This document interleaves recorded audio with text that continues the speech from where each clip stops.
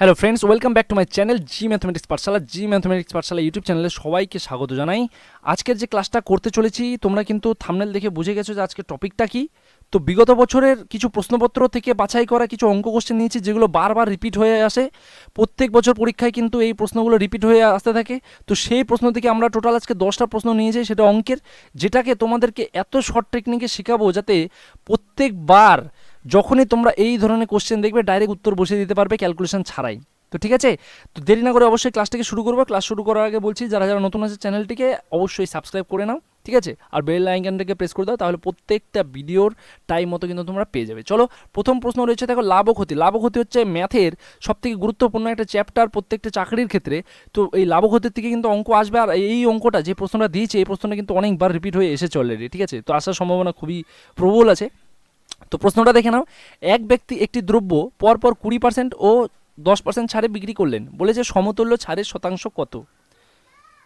সমতুল্য ছাড়ের শতাংশ কত, এই ক্ষেত্রে আমরা যেই প্রয়োগ করবো, যে সূত্রটা প্রয়োগ করবো, ভালো করে দেখে নাও।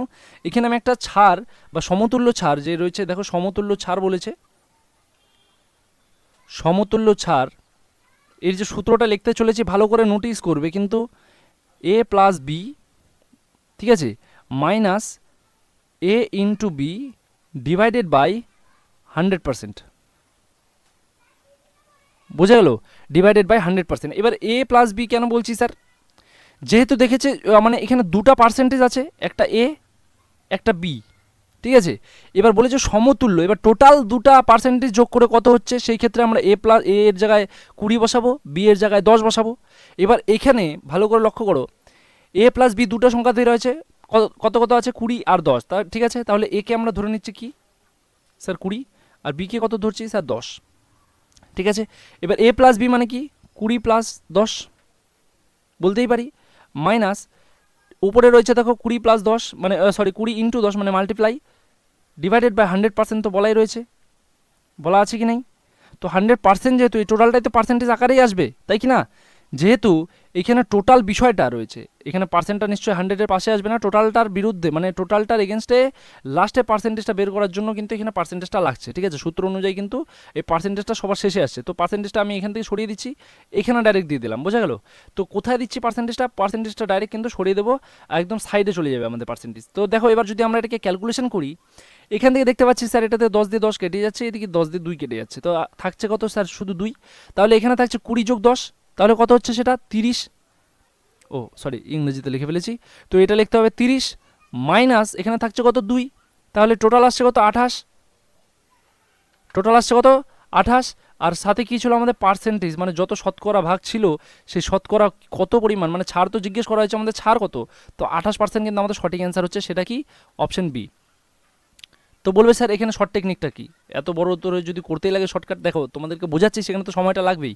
যখনই দেখবে কোনো দ্রব্য যার খরচের কোনো পরিবর্তন না করে যখনই 2% সাথে তিনি বিক্রি করেছেন, বিক্রয় মূল্য ওখানে বলা নেই, সমতুল্য ছাড়ের শতাংশ বলেছে, যখনই সমতুল্য ছাড় আসবে তখন সেই 2% যোগ করে মাইনাস করে তার গুণের সাথে 100কে ভাগ করে টোটালটা পার্সেন্টেজ আকারে বসিয়ে দেবে, জাস্ট তাহলে কিন্তু উত্তরটা হয়ে যাবে। আশা করছি পারবে, পারবে কি পারবে না বলো তোমরা।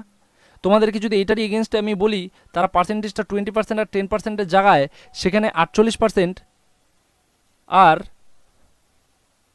24% দিয়েছে, তাহলে এটার উত্তর কত হবে কমেন্ট সেকশন কিন্তু অবশ্যই জানাবে। চলো নেক্সট প্রশ্নে চলে যাব। নেক্সট প্রশ্ন কোশ্চেন নাম্বার 2-এ বলেছে, দেখো লসাগু গসাগু থেকে আরেকটা অঙ্ক। লসাগু গসাগু এটা সব থেকে আরেকটা বড় চ্যাপ্টার, লসাগু গসাগু তো থাকবেই, যেমন আগের অঙ্কটা ছিল লাভ ক্ষতি, খুব গুরুত্বপূর্ণ, লসাগু গসাগু সব থেকে আরেকটা গুরুত্বপূর্ণ, প্রত্যেক চাকরি পরীক্ষা থাকেই।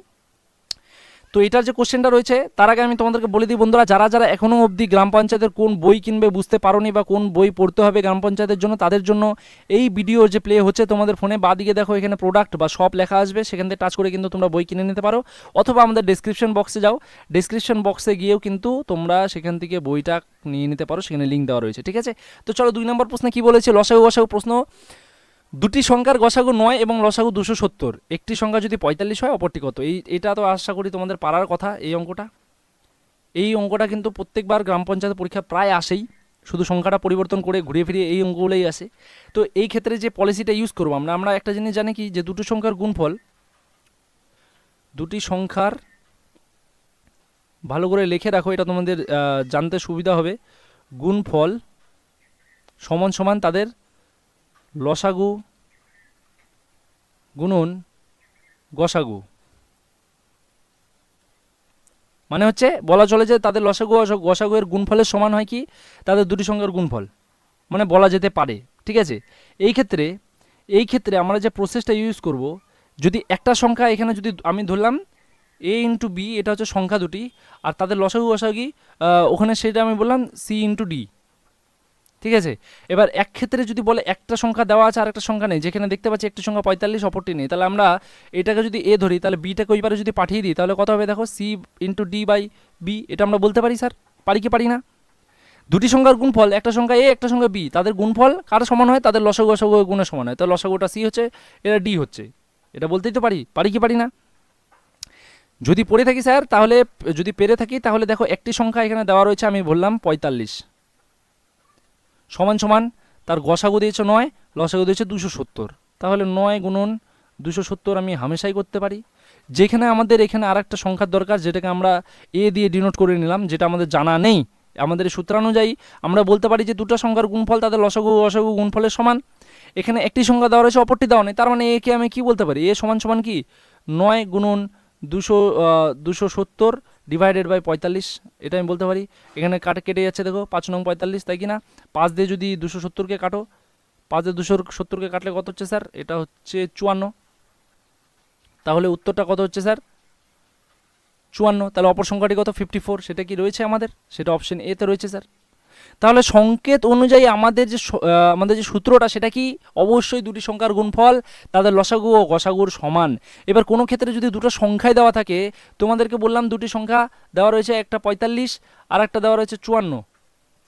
ঠিক আছে, এটা দুটো সংখ্যা দেওয়া রয়েছে। এবার বলা হলো তাদের লসাগু যদি 270 হয়, তাদের গসাগু কত, কোশ্চেনটাই হচ্ছে গসাগু কত।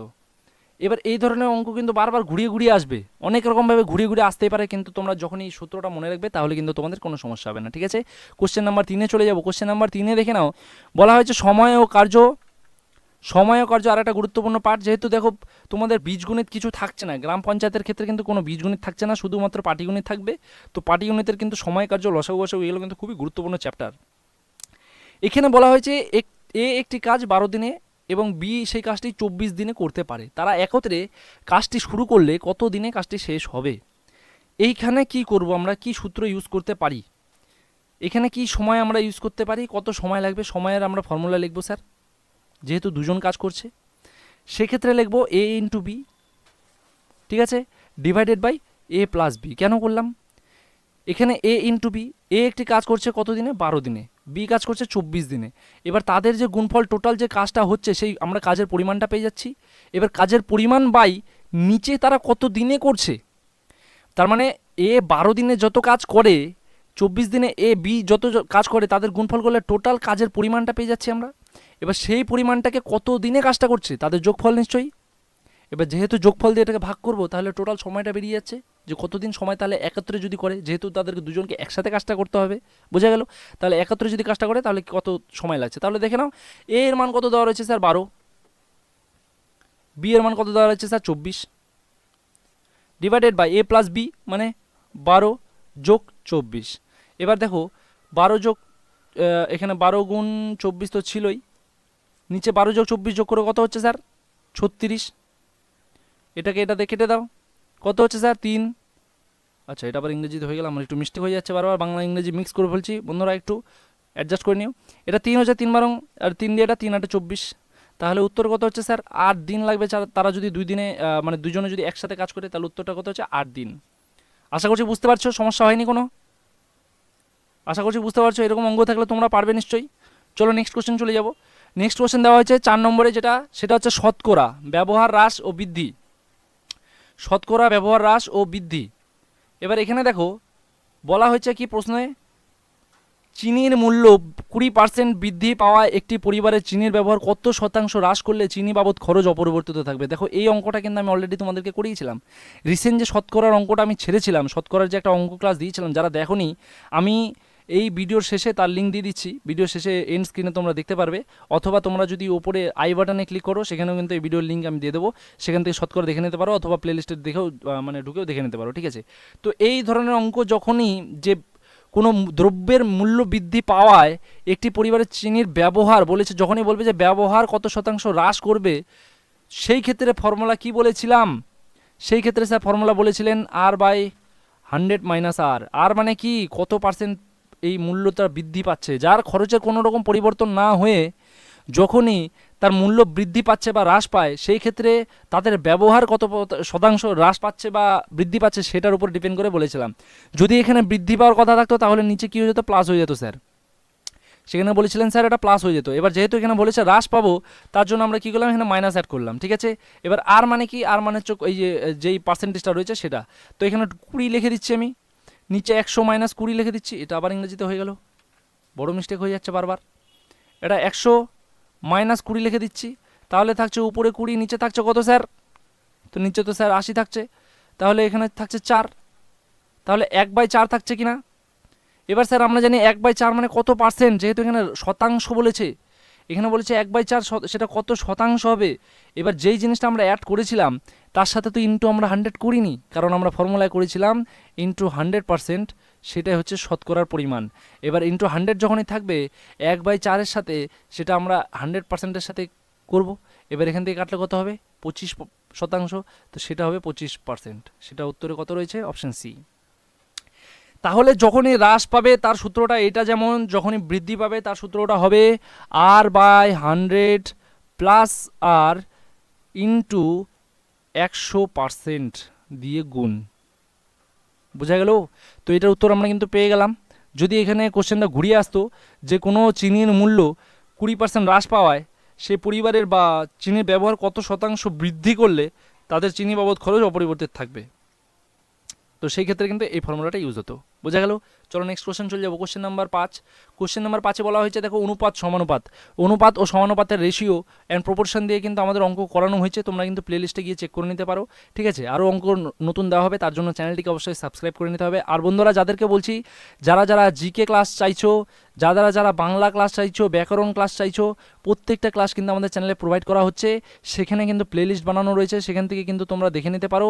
সেইখানে যাওয়ার পরে কিন্তু প্লেলিস্টে বাংলা জিকে আলাদা করে প্লেলিস্ট বানানো রয়েছে, ম্যাথের প্রত্যেকটা টপিকে আলাদা টপিক বানানো রয়েছে।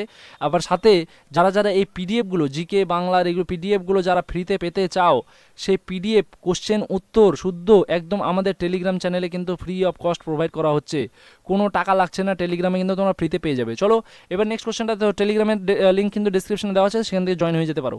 অনুপাত ও সমানুপাত থেকে যেটা করা হয়েছে দেখো, এটা মুদ্রা সংক্রান্ত, একটি ভালো করে লক্ষ্য করবে, এই কোশ্চেনটা কিন্তু খুবই গুরুত্বপূর্ণ, ঠিক আছে। এই কোশ্চেনটা কিন্তু খুবই গুরুত্বপূর্ণ। এখানে বলা হয়েছে একটি ব্যাগে 1 টাকা 50 পয়সা 25 পয়সার মুদ্রা সংখ্যার অনুপাত, মানে একটি ব্যাগের মধ্যে 1 টাকাও আছে, 50 পয়সাও আছে কিছু, 25 পয়সাও আছে কিছু, বলেছে সংখ্যার মুদ্রার অনুপাত 5:6:8।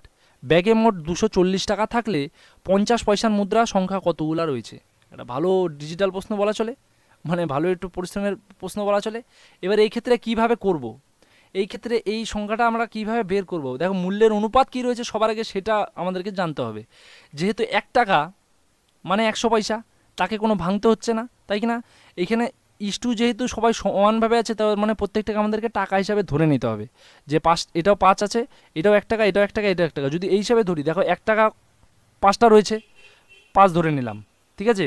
এবার ইস্টু তো থাকলোই, এবার এখানে 50 পয়সা রয়েছে, 50 পয়সা মানে কি বলা যায়, 50 পয়সা মানে কি বলা যায়, আমরা কি বলতে পারি 50 পয়সাকে, সেটা 2 দিয়ে ভাগ করতে হয়, তাহলে কি 100কে যদি 2 দিয়ে ভাগ করি তাহলে 50 আসে, তাই কি না। তাহলে সেই ক্ষেত্রে আমরা বলতে পারি তার মানে এটা 6/2 রয়েছে স্যার। 25 পয়সা যেমন 100কে ভাগ করতে গেলে কত দিয়ে ভাগ করতে হবে স্যার, স্যার বলবে 4 দিয়ে ভাগ করলে এটা 25 হবে, তাই কি না। তার মানে ইস্টু দিয়ে আমরা এখানে কি করব, 8/, কি করব 8/, করে দেবো 4। এবার এটা কি রয়েছে, এটা হচ্ছে তাদের অনুপাত, এটা হচ্ছে মূল্যের অনুপাত, যে মূল্যটা কত রয়েছে সেই মূল্যের অনুপাত হচ্ছে এটা যেটা লিখলাম, বোঝা গেল। এবার এটা সমান সমান কত রাখা হবে, সেটা রাখা হবে স্যার কত হচ্ছে দেখো, তাহলে 5, এখান থেকে এটা কাটলে 3, মানে 5:3:4 দিয়ে এটাকে কাটলে হচ্ছে 2, তার মানে এখানে 2, এটা হচ্ছে তাদের অনুপাত, বোঝা গেল। এটা হচ্ছে টাকার অনুপাত কিন্তু, হ্যাঁ, এখানে মুদ্রা সংখ্যার অনুপাত ছিল, আমরা এটা টাকার অনুপাতটা বের করে ফেলেছি। এবার যেহেতু এখানে টোটালটা টাকার আকারে রয়েছে, মানে পয়সার আকারে নেই, সেই জন্য কিন্তু আমরা 50 পয়সার ক্ষেত্রে 2 ব্যবহার করলাম, 2 দিয়ে ভাগ করলাম, আর 25 পয়সার ক্ষেত্রে 4 দিয়ে ভাগ করেছিলাম। এবার কথা হচ্ছে যে আমরা মোট টাকাটা বের করবো কীভাবে। মোট অনুপাত তাহলে কত হলো, মোট অনুপাত এখানে 5 ভাগ, 3 ভাগ, 2 ভাগ, তাহলে টোটাল হচ্ছে মোট অনুপাত 10 ভাগ, তাই কি না, 10 ভাগ। এবার প্রশ্ন হচ্ছে 10 ভাগ মানে কত টাকা হচ্ছে। যেহেতু 10 ভাগ অনুপাতে তারা রয়েছে, তাহলে 10 ভাগ সমান সমান আমরা বলতে পারি টোটাল টাকার সমান 240 টাকা, বলতে পারি কি না। যদি তা হয়ে থাকে তাহলে 1 ভাগ কত হবে, 240/10 হবে স্যার, কেটে দিলে স্যার শুধু 24 টাকা হচ্ছে, শুধু 24 টাকা হচ্ছে। তার মানে 1 ভাগের দাম হচ্ছে 24 টাকা, 1 ভাগের দাম হচ্ছে 24 টাকা, তাই কি না। এবার 1 ভাগের দাম যদি 24 টাকা হয় তাহলে 50 পয়সার মূল্য কত, যেহেতু এখানে চেয়েছে 50 পয়সার কত মূল্য রয়েছিল। 1 ভাগের দাম যদি 24 টাকা হয় তাহলে 50 পয়সার মূল্য কি, 50 পয়সার এখানে রেশিওটা কী ছিল স্যার, 3 টাকা ছিল। এটা 1 টাকারটা, এটা 50 পয়সার 3, আর এটা 25 পয়সার 2। তাহলে যেহেতু 3 টাকার ছিল, তাহলে 3 দিয়ে আমরা 24কে কী করবো, গুণ করে দেবো। তাহলে সেটা কত হবে স্যার, 72 টাকা হবে স্যার, 72 টাকা হবে। তার মানে বলা যেতে পারে যে 50 পয়সার মুদ্রার সংখ্যা কত, যদি এই ক্ষেত্রে এরকম হয় তাহলে সেই ক্ষেত্রে 72 টাকা যদি শুধু 50 পয়সা দিয়ে তৈরি থাকে, এটা তো 72 টাকা আছে, তার মানে কি 50 পয়সা দিয়ে কী করতে হবে আমাদেরকে, 2 দিয়ে গুণ করে দিতে হবে। কারণ আমরা কি জানি 1 টাকা মানে কি, 1 টাকা মানে হচ্ছে 2টা 50 পয়সা, 2টা 50 পয়সা। যেহেতু 2টা 50 পয়সা, তাহলে 72 টাকা কত হবে, 72 দিয়ে 2 দিয়ে গুণ করে দিই, তাহলে কত হচ্ছে 144, তাই কি না। 144 তার মানে সংখ্যা 144টা, তার মানে ওখানে 50 পয়সা ছিল, তাহলে বলা যেতে পারে অপশন সি। বোঝা গেল। তো যখন দেখো এই অঙ্কটা একটু যেহেতু বড় অঙ্ক, পাটিগণিতের অনুপাত সমানুপাত একটা বড় অঙ্ক, তার মধ্যে এটা অনেকটা ঘুরিয়ে দেয়, তো সেই ক্ষেত্রে ডাইরেক্ট যেটা করবে তোমরা, যখনই দেখবে এখানে অনুপাত দেওয়া রয়েছে সেটাকে এই পয়সার সাথে মিলিয়ে বানিয়ে নেবে, ভাঙিয়ে নেবে। টোটাল যত ভাগ হচ্ছে 1 ভাগের মানটা বের করে নেবে, আর যেই প্রশ্নের উত্তরটা চেয়েছে 50 পয়সাটা চেয়েছে, ব্যাস ওটা দিয়ে গুণ করে বাদবাকি হিসাবটা করে ফেলবে, সেটাই কিন্তু অ্যান্সার হয়ে যাবে। ইজি আছে। নেক্সট কোশ্চেন যাব। নেক্সট কোশ্চেনে দেখো বলা হয়েছে সরল সুদ। সরল সুদ প্রত্যেকটা কিন্তু দেখো আলাদা আলাদা টপিক নিয়ে কিন্তু তোমাদের মধ্যে অঙ্কগুলো তুলে ধরেছি।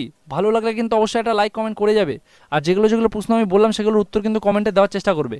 সরল সুদ, সিম্পল ইন্টারেস্ট, সুদের মূল্যে বৃদ্ধি। কোনো আসল বলেছে প্রশ্নে, কোনো আসল সরল সুদে মানে কোনো আসল সরল সুদে 5 বছরে দ্বিগুণ হলে বার্ষিক সুদের হার কত। যখন এই ধরনের প্রশ্ন থাকে, যেই আমরা সূত্রটা ইউজ করি সেটা হচ্ছে সুদের হার। প্রশ্নের মান কী হবে, সবার আগে সুদের হার। সুদের হার সমান সমান কী বলা যায়, সুদের হার সমান সমান মানে এটাকে আমরা আর দিয়ে ডিনোট করতে পারি, তোমরা সূত্র হিসাবে লিখে নিতে পারো। সমান সমান বলবো গুণ, মানে যত গুণ বলা হবে এখানে, যত গুণ আমি লিখে নিলাম, যত গুণ তোমাদের যাতে বুঝতে সুবিধা হয় সেই জন্য লিখলাম, যত গুণ মাইনাস 1 লেখা হয়েছে। এবার এখানে কার সাথে গুণ করতে হবে, 100-র সাথে গুণ করতে হবে, 100-র সাথে গুণ করে নিচে সময় দিয়ে ভাগ করে দিতে হবে। বোঝা গেল, আশা করছি বুঝতে পারছো। এবার দেখো কীভাবে বের করবো, যত গুণ বলেছিল এখানে কত গুণ বলেছে, দ্বিগুণ, দ্বিগুণ মানে কত 2, মাইনাস কত বলা হয়েছে 1, তাই কি না, 2 গুণ 1 বলা হয়েছে। এবার এখানে ইন্টু কত ছিল 100, ডিভাইডেড বাই সময় কত বলেছে, 5 বছর বলেছে, সময় কি বলেছে 5 বছর, তো 5 তাহলে 5 দিয়ে ভাগ করে দিই সময় নিচে। এবার ব্যাস এটাকে ক্যালকুলেশন করতে হবে। ক্যালকুলেশনটা কী হচ্ছে দেখো, 2 মাইনাস 1 মানে 1 থাকছে, 1 দিয়ে 100 গুণ করলে 100ই থাকবে, নিচে কত থাকছে 5 দিয়ে ব্যাস 100কে গুণ করে দাও, মানে ভাগ করে দাও, তাহলে কত হচ্ছে 20। তাহলে 20% কিন্তু সঠিক উত্তর হয়ে যাচ্ছে, 20% কিন্তু সঠিক উত্তর হয়ে যাচ্ছে। সেটা কোথায় আছে, অপশন সিতে রয়েছে আমাদের সঠিক অ্যান্সার 20%। আশা করছি বুঝতে পারছো। নেক্সট প্রশ্ন চলে যাবো। নেক্সট প্রশ্নে বলা হয়েছে দেখো জেলাম, যেটা বলা হয়েছে গড়। গড়ও কিন্তু একটা খুবই গুরুত্বপূর্ণ ভূমিকা পালন করবে তোমাদের পরীক্ষায়। এই গড় থেকে কিন্তু আসবে, বিশেষ করে ছাত্রছাত্রী বা তাদের বয়স নিয়ে। এখানে বলা হয়েছে 10 জন ছাত্রের গড় বয়স হচ্ছে 15 বছর, শিক্ষক মহাশয়ের বয়স অন্তর্ভুক্ত করায় গড় বয়স 1 বছর বৃদ্ধি পায়, শিক্ষকের বয়স কত। এই ক্ষেত্রে যেটা তোমাদেরকে সবার আগে করতে হবে, যে টেকনিকটা ইউজ করবো, সবার ফার্স্টে আমরা যেটা লিখবো নতুন ব্যক্তির বয়স বা নতুন যে আছে তার বয়স। ফর্মুলাটা লিখে নাও, নতুন ব্যক্তির বয়স সমান সমান কী লিখবো, ভালো করে লিখবে, পূর্বের গড়, পূর্বের গড় যোগ বর্তমান মোট সদস্য, বলেছে বর্তমান মোট সদস্য ইন্টু গড়ের বৃদ্ধি, মানে গড় কত পার্সেন্ট বৃদ্ধি পাচ্ছে সেটা লিখতে হবে এখানে, ঠিক আছে, গড়ের বৃদ্ধি। এবার এই ক্ষেত্রে কি করতে হবে ভালো করে লক্ষ্য করো, নতুন ব্যক্তির বয়স কত আমরা জানি না, যেটা আমাদেরকে বের করতে হচ্ছে। এখানে শিক্ষকের বয়স কত রয়েছে, পূর্বের গড় কত ছিল, 10 জন ছাত্রের গড় বয়স ছিল 15 বছর, সেটা ছিল পূর্বের গড়, তাই কি না? পূর্বের গড় কত তাহলে, সেটা হচ্ছে 15 স্যার, লিখে দিই 15, প্লাস বলা হয়েছে বর্তমান মোট সদস্য। দেখো আগে ছিল 10 জন, আগে ছিল কতজন, আগে ছিল 10 জন, তারপরে যোগ হলো শিক্ষক মহাশয়, তার মানে একজন যোগ হলো, তার মানে বলতে পারি মোট সদস্য সংখ্যা এখন 11, 10 যোগ 1 বলতে পারি কি না? এবার সাথে কি করতে হবে বলেছে, নেক্সট কি গড়ের বৃদ্ধি, তাহলে গড়ের বৃদ্ধি কত পাচ্ছে, 1 বৃদ্ধি পাচ্ছে, একজন তো 1 বছর বৃদ্ধি পাচ্ছে, এখানে লেখা রয়েছে গড় বয়স বৃদ্ধি পাচ্ছে 1, তাহলে ইন্টু 1 করে দেবো আমরা, 1 করে দিলাম। তাহলে এবার ব্যাস কী করতে হবে, এটা ক্যালকুলেশন করতে হবে, 11-এর সাথে গুণ করলে তো 11ই হচ্ছে, আর 15 আর 11 মিলে কত হচ্ছে স্যার 26, তাহলে 26 বছর বয়স স্যার শিক্ষক মহাশয়ের বয়স তো 26 তাহলে হচ্ছে, সেটা অপশন কি, অপশন সি। আশা করছি বুঝতে পারছো, যখনই নতুন ব্যক্তির বয়স থাকবে এরকম, যেখানে পূর্বের গড় একটা আলাদা থাকবে, সেখানে গড় বৃদ্ধি পাবে, তার জন্য এই ফর্মুলাটা তোমরা ব্যবহার করবে, ব্যাস বাদবাকি ক্যালকুলেশন কিন্তু অটোমেটিক হয়ে যাবে, ঠিক আছে। নেক্সট প্রশ্নে চলে যাবো। দেখো নেক্সট প্রশ্নে বলা হয়েছে, দেখো নল ও চৌবাচ্চা, এটা আরেকটা গুরুত্বপূর্ণ অঙ্ক, আরেকটা গুরুত্বপূর্ণ টপিক, যেখানে বলা হয়েছে নল ও চৌবাচ্চা বিষয়টা কি, দেখো একটি চৌবাচ্চা এ নল দ্বারা 10 মিনিটে, বি নল দ্বারা 15 মিনিটে পূর্ণ হয়, দুটি নল যদি একসাথে খুলে দেওয়া হয় চৌবাচ্চাটি কত মিনিটে পূর্ণ হবে। এটা একটা খুবই মানে দারুণ অঙ্ক। এই ক্ষেত্রে কি করতে হবে, দেখো নল ও চৌবাচ্চার ক্ষেত্রে এখানকার যা টেকনিকটা রয়েছে একদম নর্মাল একটা টেকনিক রয়েছে, যেহেতু দুটা আছে সেই ক্ষেত্রে ব্যাস উপরে এ ইন্টু বি করো আর নিচে এ প্লাস বি করে দাও, যেহেতু তাদেরকে একসাথে কাজ করতে হবে। এ মানে কি এর কত মিনিট, 10 গুণ 15, নিচে 10 যোগ 15, ব্যাস হিসাব এখানেই শেষ। 10 আর 15 আমরা ওটাকে কাটাকাটি করবো বলে এটাকে গুণ করছি না, নিচে 10 আর 15 যোগ করে হচ্ছে 25, তাহলে ব্যাস এটা 2, এটা 5, এটাকে হ্যাঁ 3, কত দিয়ে কেটেছি 5 দিয়ে কেটেছি, 5 দিয়ে রেখে কাটো 3 স্যার, তাহলে 3 দুগুণে কত হচ্ছে, 3 দুগুণে স্যার হয়ে যাচ্ছে 6, 3 দুগুণে হয়ে যাচ্ছে কত 6, তাহলে এটা 3 লিখেছিলাম আর এদিকে 2 ছিলই, তো 3 দুগুণে কত হয়ে যাচ্ছে 6, তো সঠিক অ্যান্সার কি 6 মিনিটে, তাহলে অপশন কি হচ্ছে, অপশন বি 6 মিনিটে কিন্তু অ্যান্সার হয়ে যাবে। আশা করছি কত স্পিডে করতে পারবে তোমরা। ফর্মুলা যখনই দেখবে দুটোকে একসাথে কাজ করতে বলা হয়েছে, যখনই দুটো নল একসাথে কাজ করবে ব্যাস ফর্মুলাটা এটা ইউজ করে ফেলবে। সময় ও কাজের ক্ষেত্রেও কিন্তু এই প্রসেসটা আমরা ইউজ করেছিলাম, তাই না?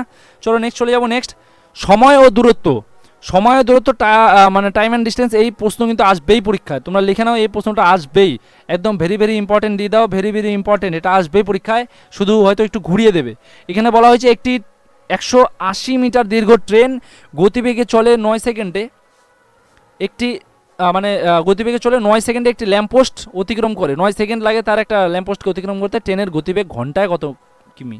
এখানে বলা হয়েছে ট্রেনের দীর্ঘতা মানে কত বড় ট্রেনটার দৈর্ঘ্য, আর এখানে সে 9 সেকেন্ডে একটা ল্যাম্পপোস্ট অতিক্রম করে। এই ক্ষেত্রে ফর্মুলাটা কি ব্যবহার করব, সবার আগে যেটা করতে হবে, ঘন্টায় যদি নিয়ে যেতে হয়, দেখো একটাকে যদি আমরা ঘন্টায় নিয়ে যেতে হয় মিটার বাই সেকেন্ডে করতে হবে আমাদেরকে, বা মিটার পার সেকেন্ড থেকে যদি কিমি পার ঘন্টায় নিয়ে যেতে হয় আমাদেরকে কি করতে হয়, 18/5 দিয়ে গুণ করতে হবে। কেন করতে হবে 18/5 দিয়ে গুণ, যখনই আমাদের গতিবেগটা আসবে, এখানে বলেছে দেখো গতিবেগে চলে সেকেন্ডে, আর এখানে বলেছে প্রশ্নের উত্তর গতিবেগ ঘন্টায় কত কিমি, এখানে দেওয়া রয়েছে সেকেন্ডের হিসাব, সেকেন্ডটাকে আমাদেরকে ঘন্টায় করতে হবে, সেটার জন্য আমাদেরকে কি করতে হবে 18/5 দিয়ে ডাইরেক্ট গুণ করতে হবে। কাকে গুণ করতে হবে, এই যে হিসাবটা রয়েছে যে 9 সেকেন্ডে, তাকে গুণ করতে হবে। কখন গুণ করতে হবে, যখন আমাদের এই ট্রেনের গতিবেগটা বেরিয়ে আসবে সেকেন্ড হিসাবে, তারপরে ব্যাস 18/5 দিয়ে গুণ করে দেবো, ঠিক আছে। এবার দেখো তাহলে কি করতে হবে, সবার আগে গতিবেগটা বের করি আমরা, গতিবেগটা কত, ঠিক আছে। গতিবেগ যেহেতু একটা ল্যাম্পপোস্টকে ট্রেনটা অতিক্রম করে গোটাগুটি, তার মানে সে নিজের যে দৈর্ঘ্যটা আছে মানে 180 কিলোমিটার মানে 180 মিটার, সেই দৈর্ঘ্যটাকে অতিক্রম করছে, তার মানে তার এটা হচ্ছে ডিস্টেন্স, আর সেই ডিস্টেন্সটা পার করতে তার কতক্ষণ লাগছে, 9 সেকেন্ড লাগছে স্যার। এবার যেহেতু আমরা তার ডিস্টেন্স জানি, তার সময় জানি, তার গতিবেগ জানতে আমাদের কোথায় সমস্যা, কোনো সমস্যায় থাকার কথা নয়, সমস্যা থাকার কথা আছে কি, তার মানে গতিবেগ কত 180 বাই মানে গতিবেগ মানে কি তার দীর্ঘ মানে যতটা যাচ্ছে রাস্তার যে অতিক্রম যা দূরত্ব বাই সময়, 9 সেকেন্ডে ভাগ করে দিলাম, তাহলে 9 দিয়ে যদি ভাগ করি কত হচ্ছে স্যার 20 আসছে স্যার। কিন্তু 20 তো এখানে কি রয়েছে সেকেন্ডে রয়েছে, 20 সেকেন্ড পার মিটার এইটা রয়েছিল আমাদের, তাই কি না। কিন্তু প্রশ্নে বলেছে ট্রেনের ঘন্টায় কত কিমি, ঘন্টাও চেয়েছে এখানে, কত কিমিও চেয়েছে। এই ক্ষেত্রে আমরা কি করব, ব্যাস এই 20টাকে 18/5 দিয়ে গুণ করে দেবো। তাহলে 4 5 কত হচ্ছে স্যার, 20 হয়ে যাচ্ছে। 4 দিয়ে 18কে গুণ করো, কত হচ্ছে, 4 10 40, 4 8 32, মানে 72 কিমি পার ঘন্টা কিন্তু উত্তর হয়ে যাচ্ছে। এটাই হচ্ছে ফর্মুলা। সেকেন্ড থেকে ডাইরেক্ট যখনই কিমিতে বা ঘন্টায় যেতে হবে তখনই 18/5 দিয়ে গুণ করে দেবে, তাহলে কিন্তু ডাইরেক্ট হয়ে যাবে। প্রশ্ন কিন্তু একদম ইজিলি সলভ। ঠিক আছে, নেক্সট এবং লাস্ট আজকের যে প্রশ্নটা রয়েছে সেটা হচ্ছে পার্টনারশিপ বিজনেস বা অংশীদারি কারবার। এখানে বলা হয়েছে এ ও বি একটি ব্যবসায় যথাক্রমে 12,000 টাকা এবং 16,000 টাকা বিনিয়োগ করে। বছর শেষে 7,000 টাকা লাভ হলে এ কত টাকা লাভাংশ পাবে? ভালো করে লক্ষ্য করো প্রশ্নটা। বলা হয়েছে এ ও বি একটি ব্যবসায় যথাক্রমে 12,000 টাকা এবং 16,000 টাকা বিনিয়োগ করে বছরের শেষে 7,000 টাকা লাভ হলে এ কত টাকা অংশ লাভ পাবে? ভালো করে বিষয়টা বুঝবে। এখানকার যে আমাদের শর্টকাট টেকনিকটা রয়েছে সেটা হচ্ছে মূলধনের অনুপাত সমান সমান লাভের অনুপাত। সেটা লিখতে হবে, মূলধনের অনুপাত সমান সমান লাভের অনুপাত। ঠিক আছে, এটা আমি লিখে দিলাম। এবার এখানে বিষয় হচ্ছে এ টু বি, তাদের কত 1200 আর 1600, মানে সরি 12,000 16,000, তাদের দুজনের রেশিও হবে। তাহলে সেক্ষেত্রে এ টু বি যদি আমরা করি, এ টু বি, ঠিক আছে, সেক্ষেত্রে লিখতে হবে আগে 12,000 টু 16,000। ঠিক আছে, এবার এর পরের যে পরিস্থিতি আমাদের তৈরি হতে চলেছে, এখানে মোট কত হচ্ছে, তাহলে ডাইরেক্ট আমরা যদি হাজার হাজার তো কেটে দিলাম, থাকলো 12 আর 16, তাহলে 4 দিয়ে যদি ভাগ করি এটা হচ্ছে 3, এটা হচ্ছে 4, তাহলে মোট ভাগ কত হচ্ছে স্যার?